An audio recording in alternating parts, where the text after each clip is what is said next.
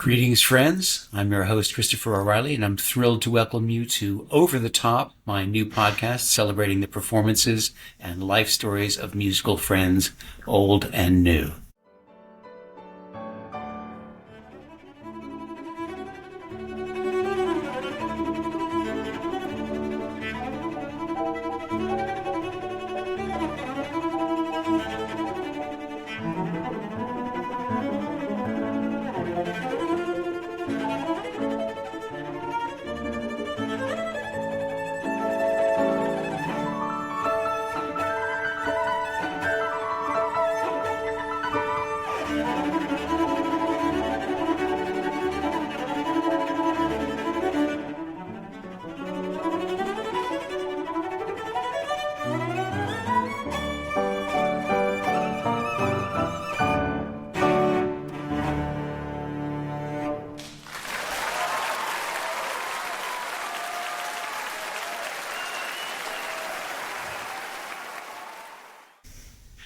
That's 15-year-old cellist Aaron Wolff playing David Popper's Hungarian Rhapsody with me at Jordan Hall in March 2009.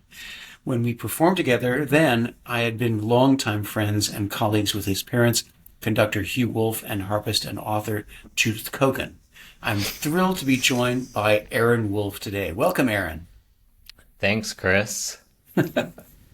Now, 2009 was an auspicious year for you, not only for your musical exploits, but your extra musical endeavors.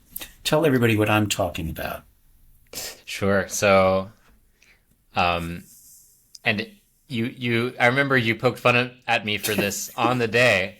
I had finished filming for the Coen Brothers film A Serious Man at the end of 2008. And then it was going to be released about 6 months after our taping in March 2009. So it was this interim period where I had this secret that some people knew, and you were one of them, and you outed me. And then everyone found out 6 months after that. But I think you said you started the interview, I think, by saying, I hate you. I still feel bad about it, but I couldn't help it. I mean, being a total Coen Brothers fanatic myself, I was so envious of you starring in such a great Oscar-nominated film. In fact, you came out to California for the awards season after we appeared in Jordan Hall, and A Serious Man, in fact, won the Robert Altman Award presented at the Independent Spirit Awards for ensemble work in the Coen Brothers' A Serious Man. What an honor. I mean, in your honor, Aaron, we watched A Serious Man again last night. Such a great film. You didn't. Oh, totally. And such a great film. And your work above all, I mean, just phenomenal. And I'm so glad your great ensemble cast work was honored by that very special Altman Award. Gosh. Well, yeah, I mean, it was an amazing experience. And I think that award is just as much goes towards the actual casting people as it does the cast. And I guess, yeah, it gelled really well. It was so easy. And I think part of the secret of that film was that they were telling their own story in a way. And so they used a lot of local actors from the Twin Cities, which, yeah.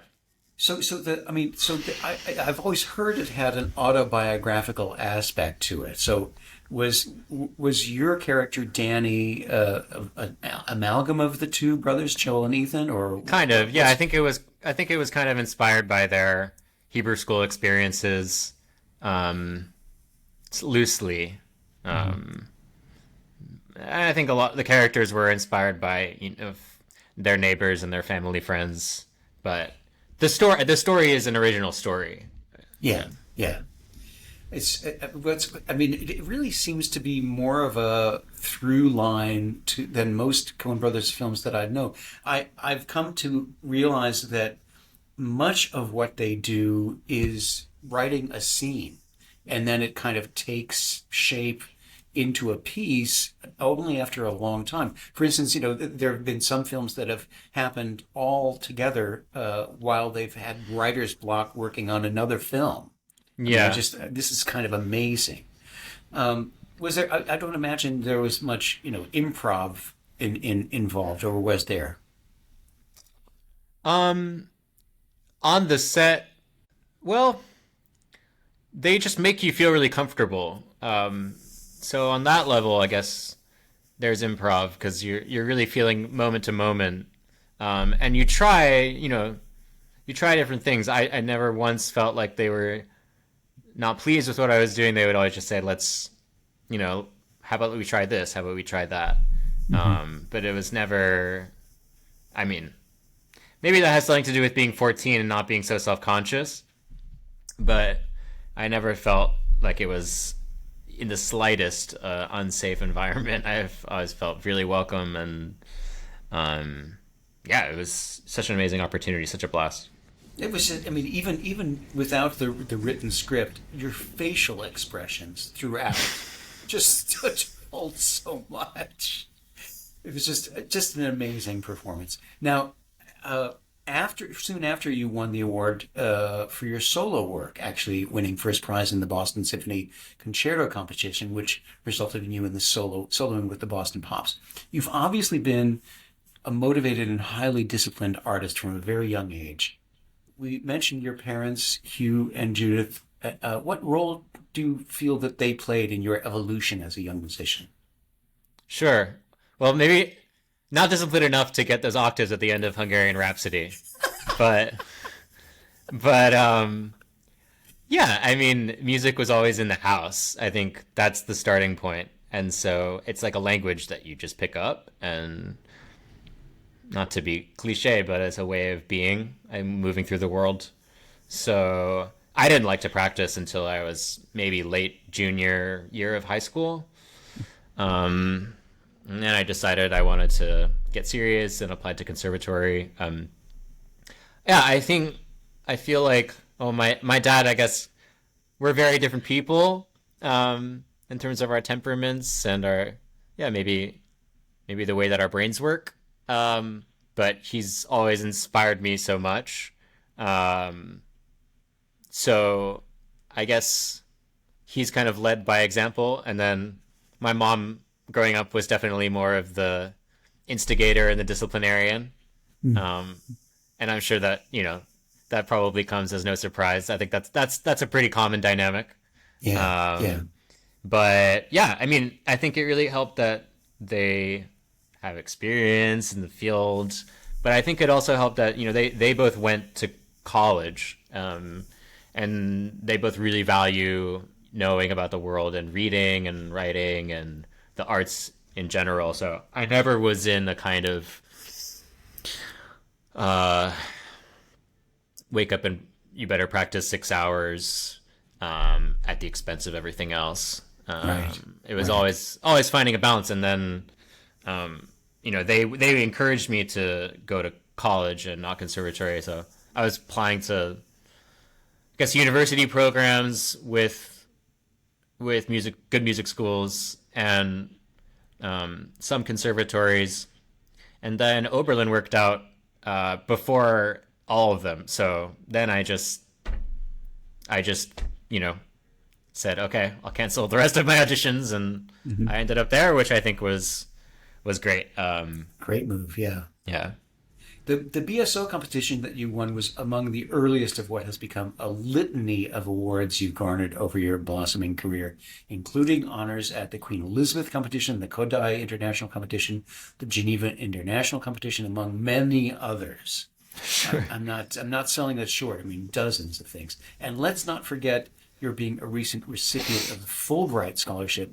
Was that to study in the Netherlands? That was to study in the Netherlands with one of my favorite cellist inspirations, Peter Wispelwey. Oh, sure, yeah. Um, Sadly, that was the year that COVID happened, Yeah. so I didn't actually go. But it was an honor to get chosen, and time caught up. I could have reapplied, but life moves on. So Hmm. Hmm. I'd love to work with him at some other point. Even if I can catch a few lessons. I did get to have a lesson with him in Munich in 2019, Hmm. before I applied to that. He was judging the ARD competition at the time, and he'd done like 9 hours of listening to cellists play Bach and Piatti and something else. Yeah. And he was a live wire. Like, it was as if he had had 3 cups of coffee right before he saw it. Like, he's just is so full of music. It was a great lesson. So Peter Wispelwey is I mean, an all around great cellist. But were you going to initially, in the furtherance of your concentration in Baroque music, because you've won bunches of prizes for your Bach playing as well? It was more just as an all around thing. I was also going to study with a cellist named Francis Marie Wheaty, who was a real pioneer in kind of experimental new music in the 60s, 70s. She worked really closely with Courtag and Nono and I think Sciarrino. I'm forgetting a lot of names. I mean, everybody knew her. She's famous for developing something called the two-bow technique, where you play with one bow on top of the strings and one underneath, so you get four-note polyphony.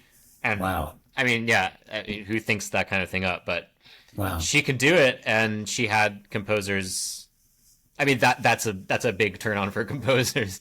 So there's a famous piece by Courtag called "Message for Francis Marie," and it's for that cello, tubo cello, and 2 violins and a piano, and you can also do it with 2 cellos. So I did that at my recital at Oberlin, one of my recitals. Mm-hmm. But yeah, she's fascinating. I'll definitely look her up, and she's still active. I saw her at a concert in New York a few years ago. So nice. I know. Going back to Bach for a second, I know you spent time at that mecca for Bach studies, the International Musicians Seminar at Prussia Cove, held each year in a remote part of Cornwall, England. I want to hear how Prussia Cove and other Bach-focused studies have formed you substantively. But first, I want to hear some of your gorgeous actual Bach playing. okay. We're going to listen to the prelude from the Suite Number 3 in C major, BWV 1009.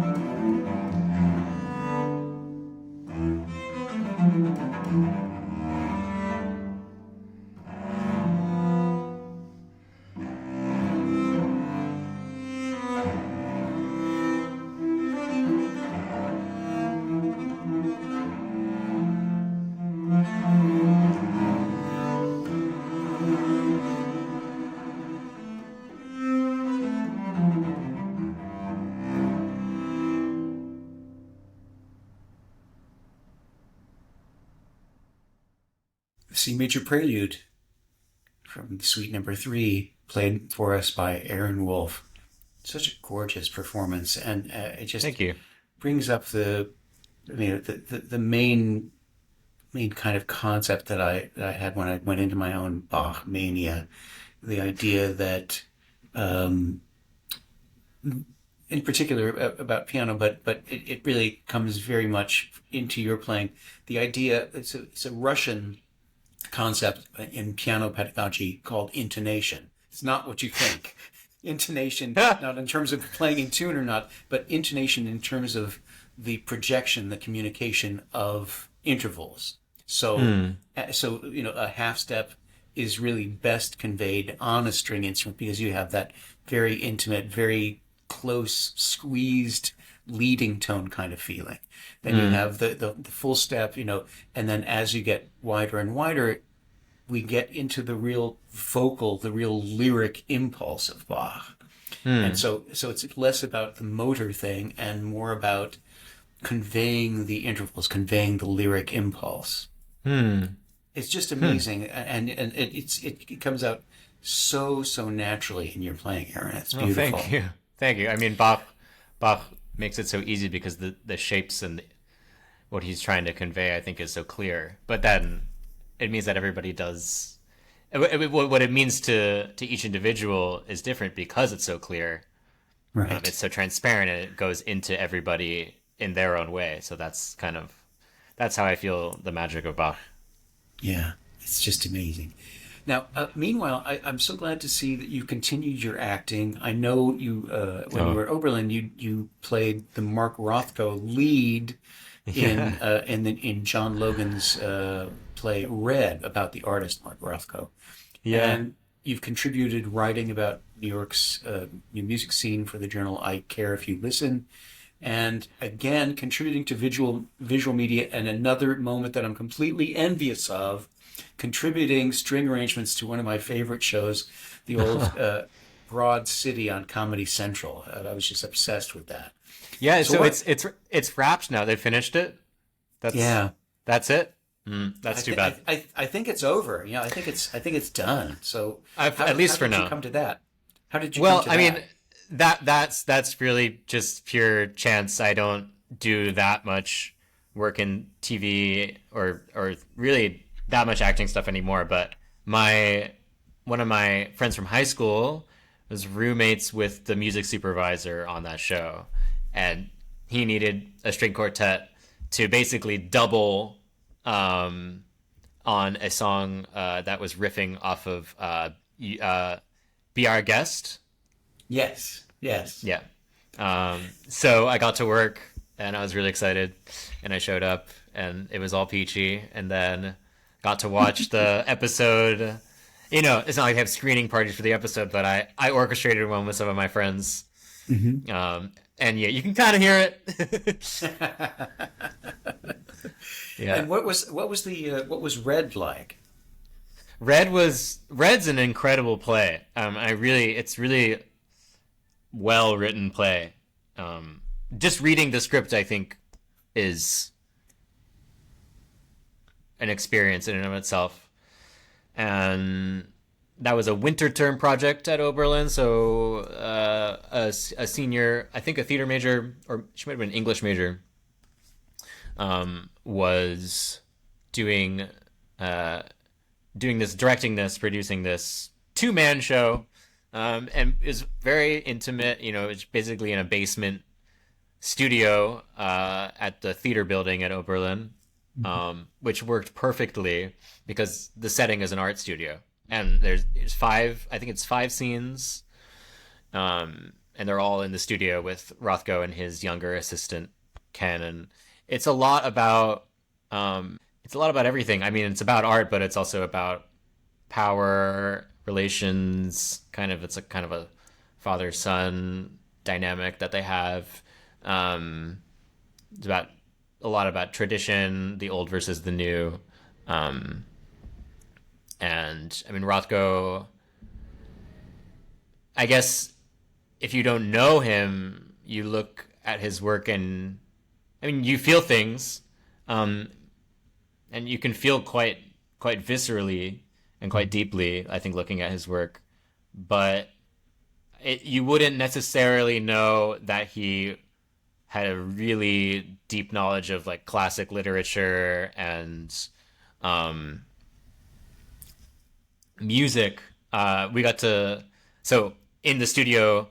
One of the props was a turntable because I mean in the play it's written in that he puts on music a lot, and I got to pick the records. So I went to the Oberlin Conservatory Library and got like old records of Mozart sonatas, and I think the Schubert Quintet was the slow movement of the Schubert Quintet was at one of the climactic scenes.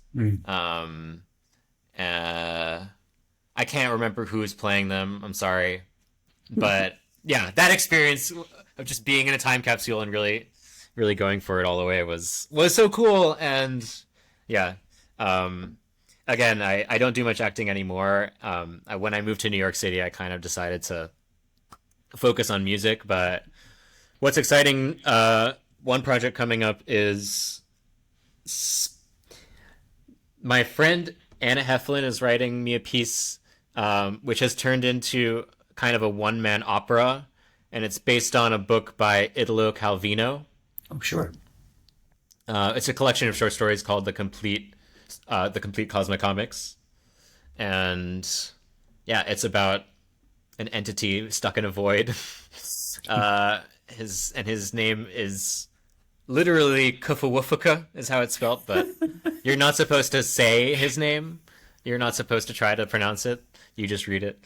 So I won't say anything else because it's still a work in progress. But that she's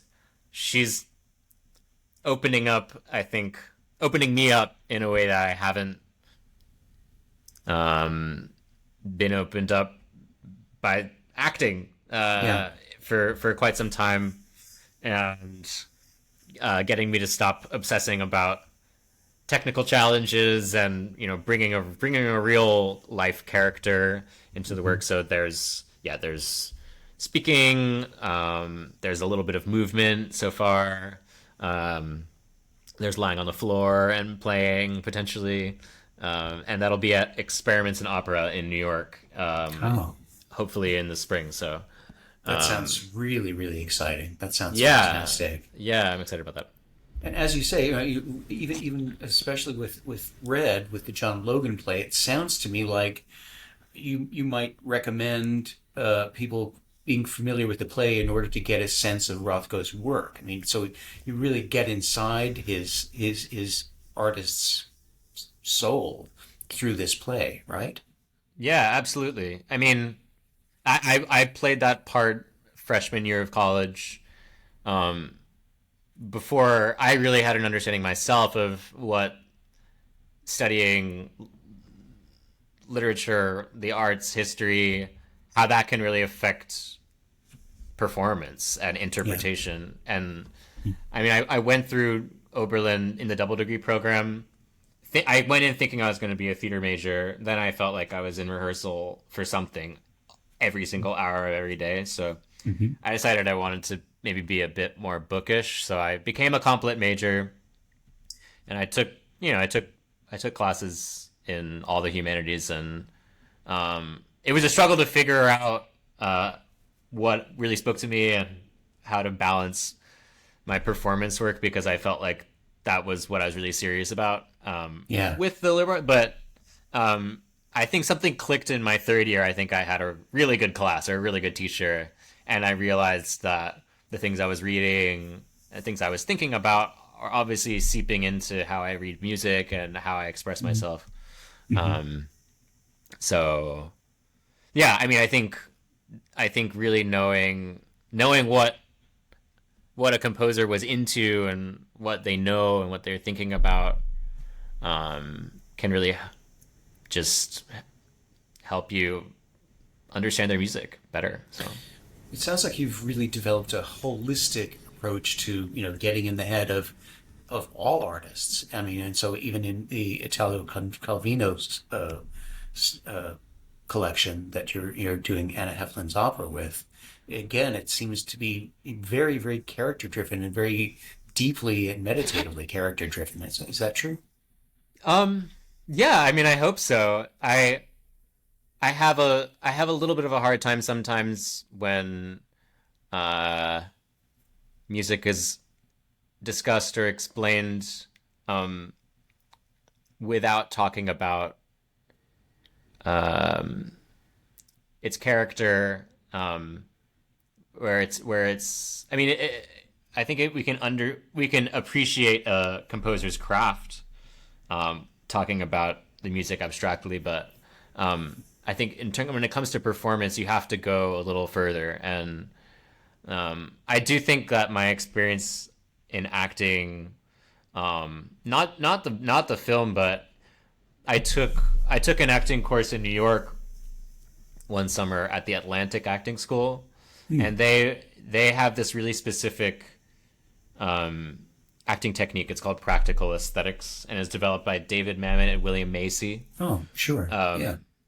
And it breaks down every action into 4 steps for an actor to inhabit, or well, analyze, interpret, and then inhabit. And the first step is identifying what the character is really doing, like what's their literal action, like, you know, they're making coffee. And the second step is identifying what they want in the scene. The third step is what they want in a more abstract way.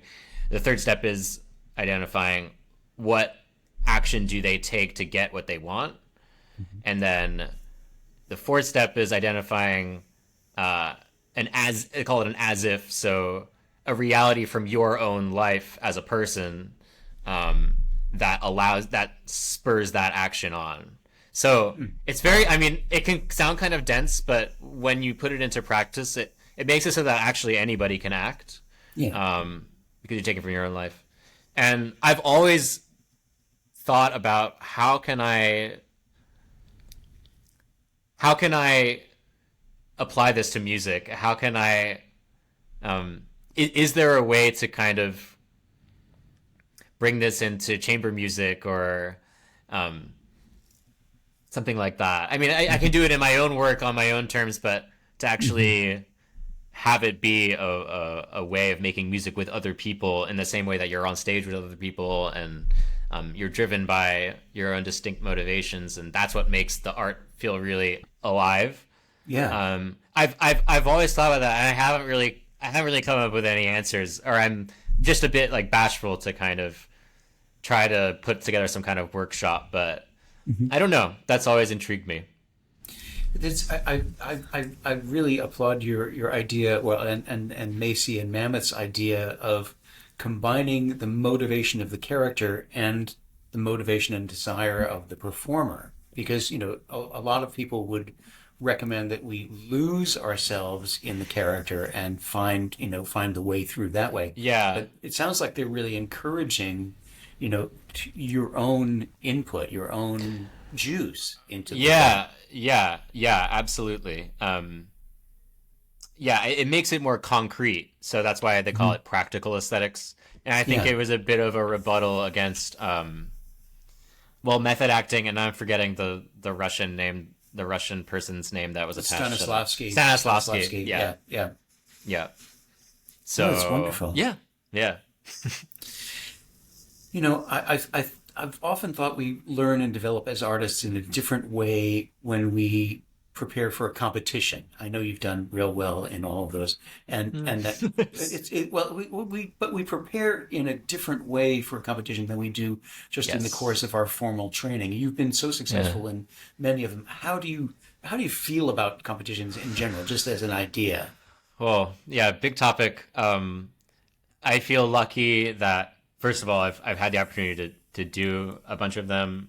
I also feel lucky that in a way, that I let myself develop to the point where I felt like I really want to do these, because I think, I mean, when you're still developing as a person and an artist, it can really get in the way.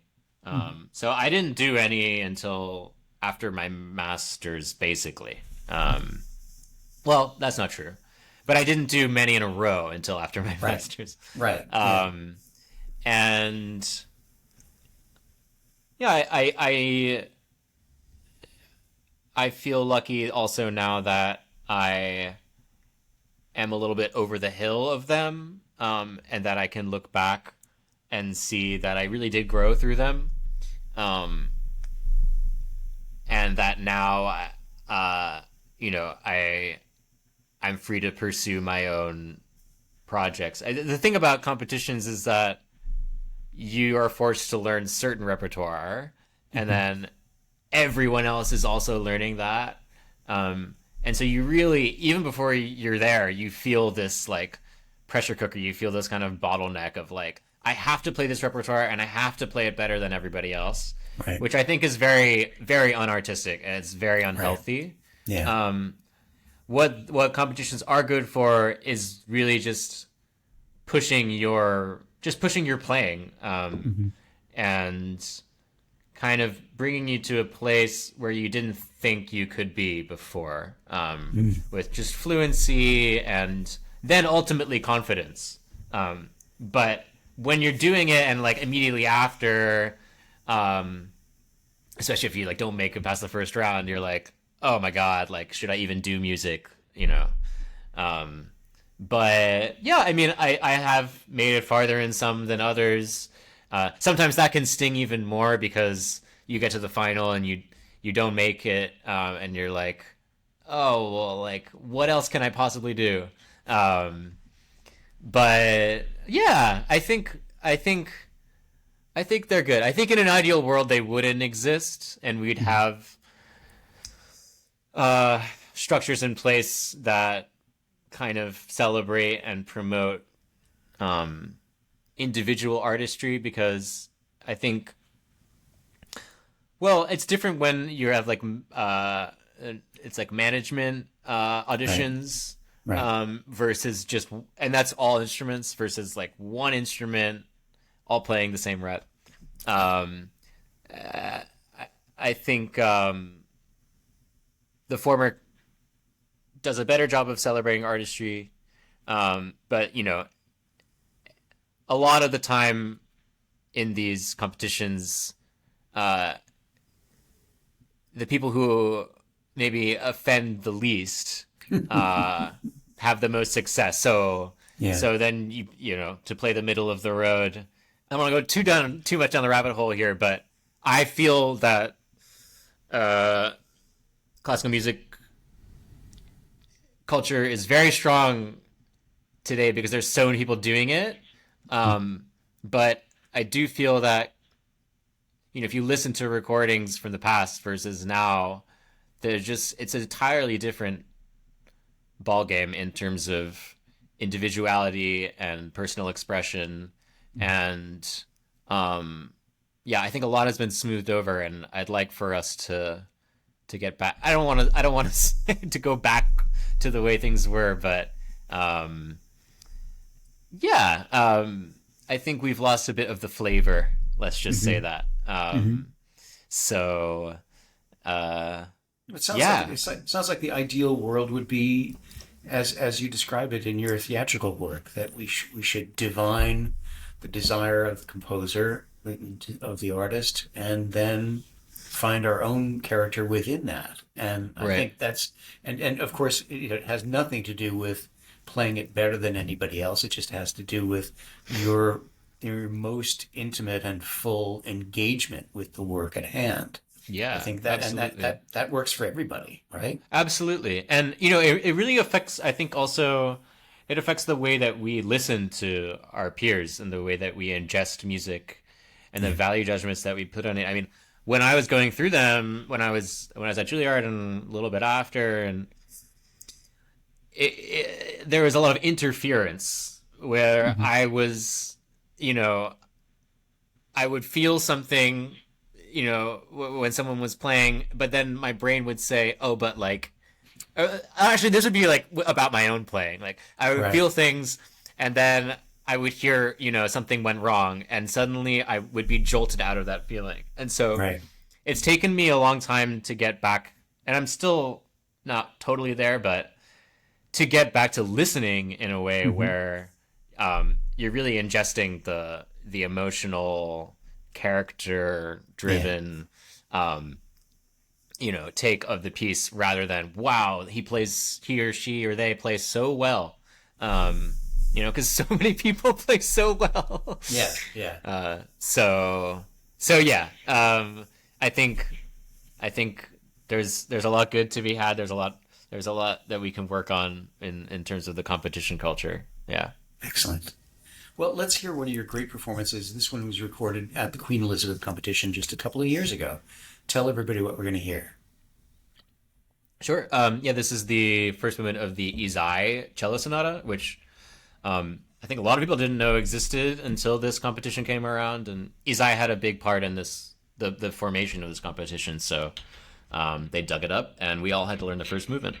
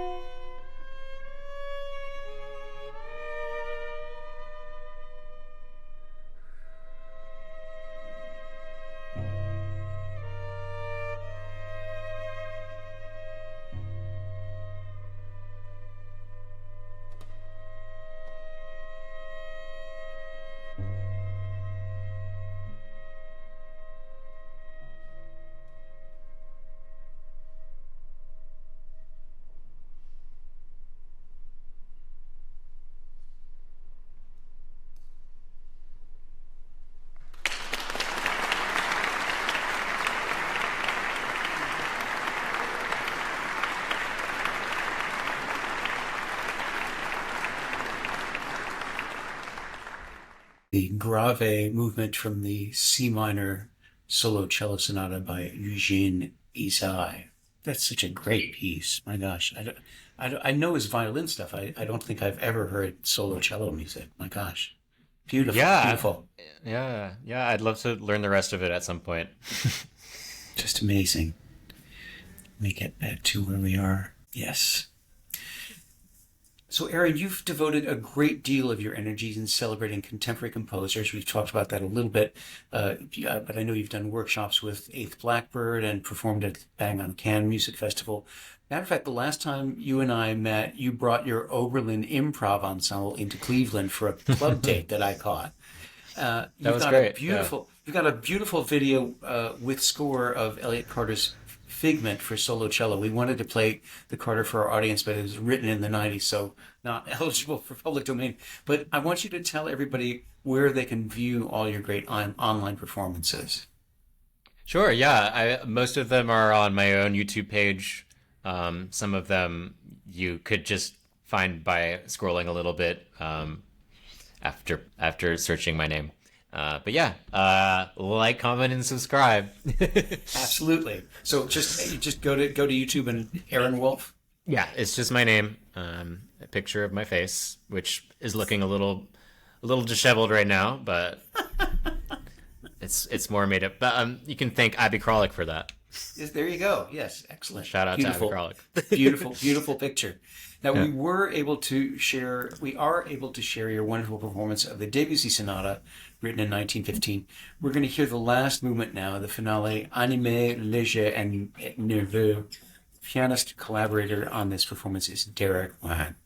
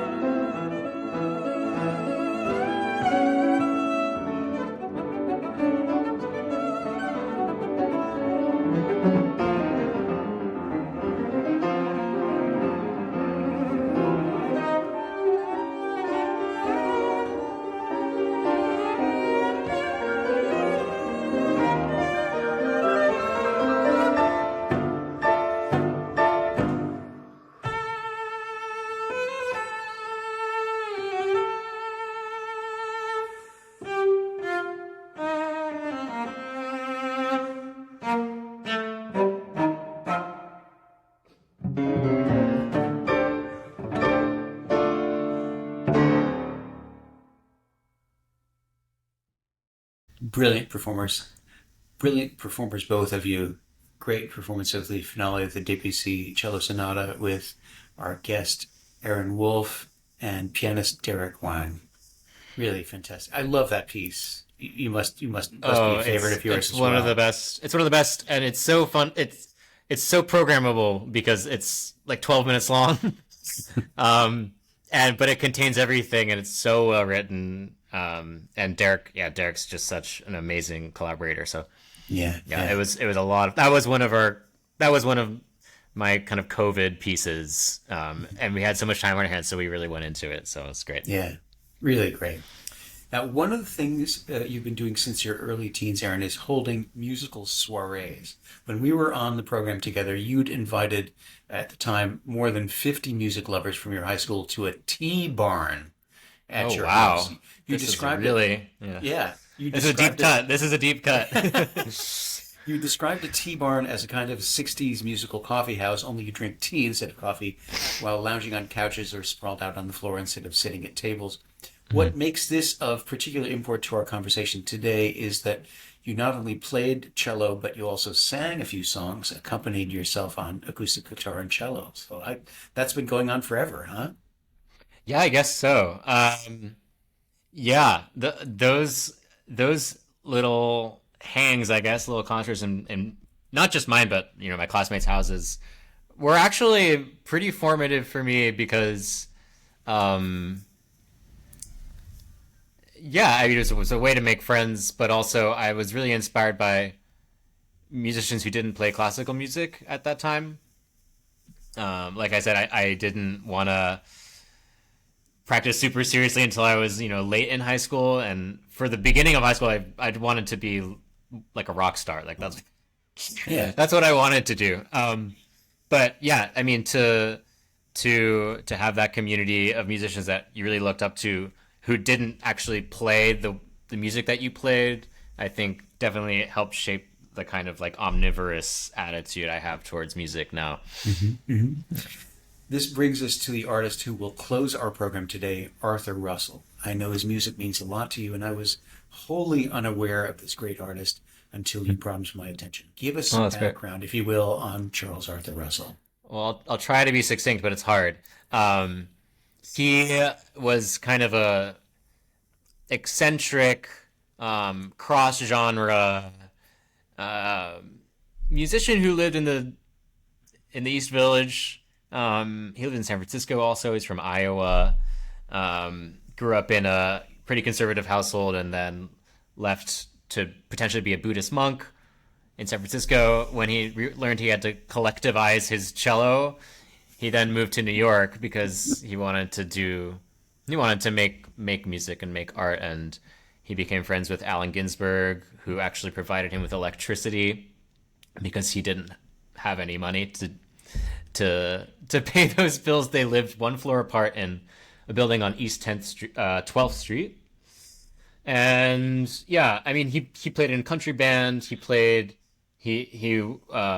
made disco music, and other things. At the end of his life, he recorded an album called World of Echo, which is basically his voice, his cello run through an echo box, which back then was just tape.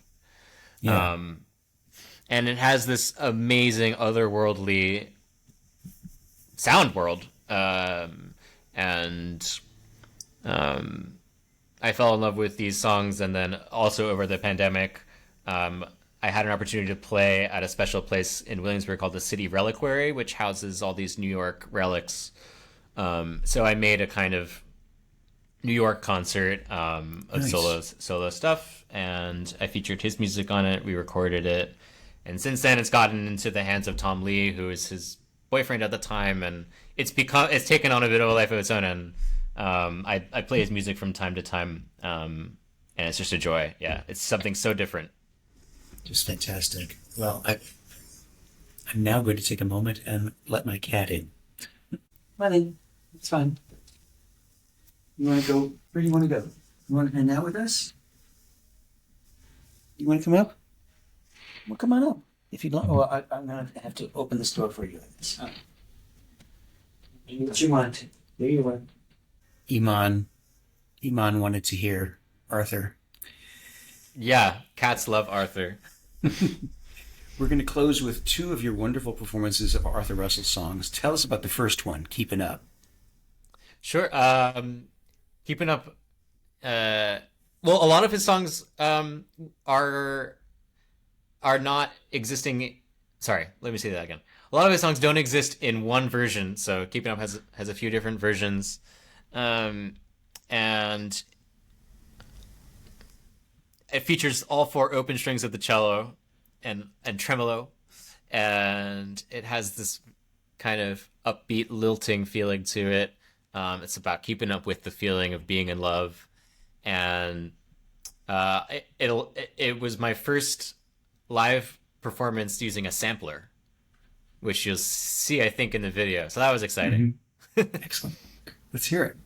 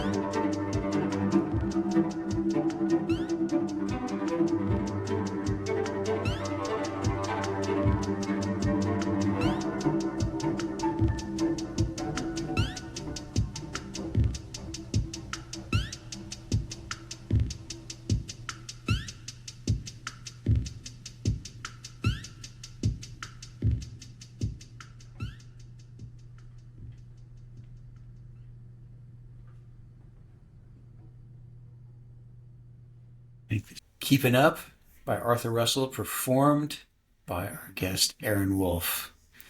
Just beautiful, beautiful stuff, and so well done. And now, was that the reliquary that we saw you performing at, or is that your apartment? That's the reliquary. Yeah, you probably noticed that the Canal Street sign, and yeah, it's a cool place. Now, before we close the program with another of your great performances of Arthur Russell's music, tell everybody about the projects upcoming. I want you to remind them about Amy's opera that she's writing for you. You're excited about that. Anything else you want to talk about? Sure. Yeah, there's that with Anna Heflin. She's based in LA, so we're trying to find time to work together. And I'm playing a recital at CUNY, my first DMA recital May 20th. That'll be in Elevash Hall, which is a beautiful hall. It's right next to the Empire State Building. If you want to go up and enjoy the sights and then come to the recital. Nice. And let's see, what else? Well, I'm playing Arthur's music in Oberlin next week. And there are a few things here and there. In July, I'm playing with Eighth Blackbird in New York at Town Hall. I think it's yet to be announced, but it'll be at Town Hall on the 17th of July, and music by Philip Glass and Nika Muley. Beautiful. Now, and everybody can catch up and see your calendar of performances at, what, aaronwolff.com?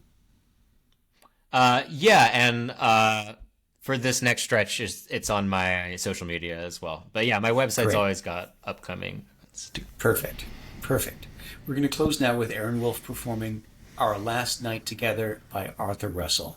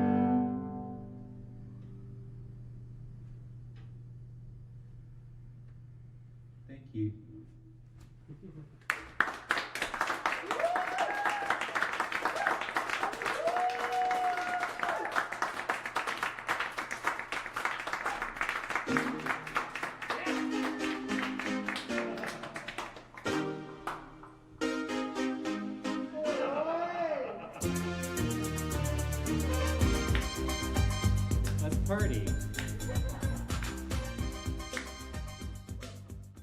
Amazing, Aaron. Thanks. Just beautiful. So touching. Thank you, Chris. Can't wait to hear all the great things coming up for you. It's been great, amazing reuniting with you. I'm so glad likewise. to stretch out and share the wide range of your incredible work. It's been an honor, and don't forget to send my love to your whole wonderful family. Of course I will. And thank you for creating the time to stretch out. Of course. And thank you, Over the Top listeners, for joining me today. Also, special thanks to Joel Dallow, host of the Cello Sherpa podcast, for the encouragement and expertise I needed to take my own show into the podcast realm. I'll see you again soon for Over the Top.